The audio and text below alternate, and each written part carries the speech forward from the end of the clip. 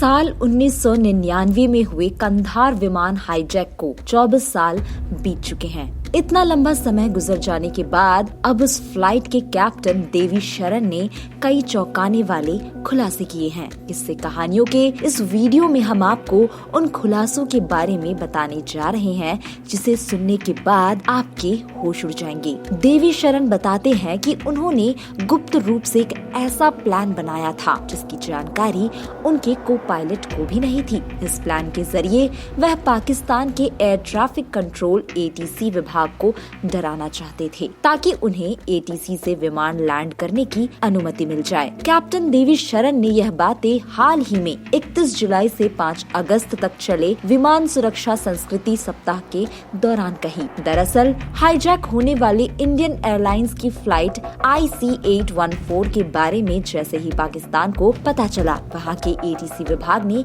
पाकिस्तान में फ्लाइट न लैंड कराने का संदेश जारी कर दिया था। चूंकि रात का समय था, इसलिए ATC ने रनवे और एयरपोर्ट की सभी लाइट्स बंद कर दी ताकि किसी भी सूरत में फ्लाइट लैंड न हो सके। पाकिस्तान की इस चालाकी के बाद भी हाईजैक की गई फ्लाइट पाकिस्तान में लैंड हुई थी। तब से अब तक माना जाता था कि फ्लाइट के पायलट कैप्टन देवी शरण, को पायलट राजेंद्र कुमार और फ्लाइट इंजीनियर AK जगिया तीनों की सहमति से विमान को पाकिस्तान के एतराज के बावजूद लाहौर एयरपोर्ट पर लैंड कराया गया था। लेकिन अब नए खुलासे के बाद पता चला कि यह फैसला कैप्टन ने बिना को पायलट की सहमति के अकेले ही ले लिया था। फ्लाइट इंजीनियर AK जगिया के मुताबिक पाकिस्तान के रनवे और एयरपोर्ट की लाइट्स बंद करने के बाद सभी परेशान हो गए। कोई ऑप्शन नहीं नजर आ रहा था। रनवे पर अंधेरा था और प्लेन का फ्यूल भी तेजी से कम हो रहा था। हवा में ये अंदाज लगाकर एक लंबी पट्टी की पहचान की गई। ऊपर से देखने पर वह बिल्कुल रनवे ही की तरह लग रहा था, लेकिन जैसे ही प्लेन पट्टी के नजदीक पहुंचा, पता चला कि यह तो एक नेशनल हाईवे है। समझ आते ही कैप्टन ने फ्लाइट को तुरंत फिर से ऊपर की तरफ उड़ा लिया। इस घटना को लेकर कैप्टन शरण ने बताया कि उन्होंने यह काम जानबूझकर किया था और सिर्फ वही जानते थे कि यह कोई गलती नहीं है। दरअसल कैप्टन चाहते थे कि उनके को पायलट को भी उनकी रणनीति के बारे में पता न चले। इसका कारण था कि कॉकपिट में उनके ठीक पीछे 2 आतंकी खड़े थे।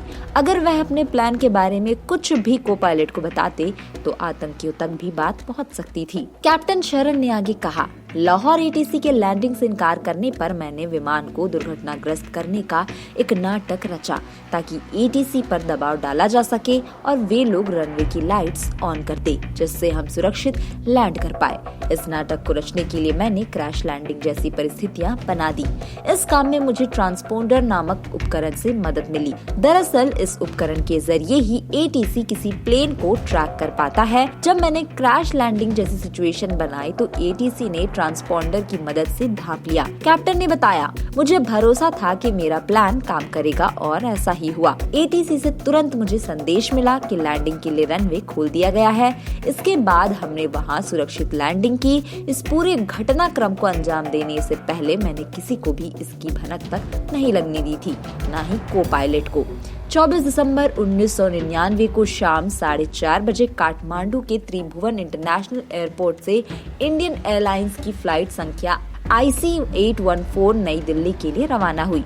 शाम के समय फ्लाइट के मिस हो जाने की खबर आई। 5 बजे जैसे ही विमान भारतीय वायु क्षेत्र में दाखिल हुआ, अपहरणकर्ताओं ने फ्लाइट को पाकिस्तान ले जाने की मांग रख दी। शाम 6 बजे विमान अमृतसर में थोड़ी देर के लिए रुककर लाहौर रवाना हो गया, लेकिन पाकिस्तान की सरकार से अनुमति लिए बिना ही विमान रात 8:07 पर लाहौर में लैंड हो गया। लाहौर से दुबई के रास्ते होते हुए इंडियन एयरलाइंस का ये अपहरित विमान अगले दिन सुबह के तकरीबन 8:30 बजे अफगानिस्तान के कांधार में लैंड हुआ। इंडियन एयरलाइंस के विमान IC-814 का अपहरण करने वाले आतंकियों की पहचान भारत सरकार ने कर ली थी।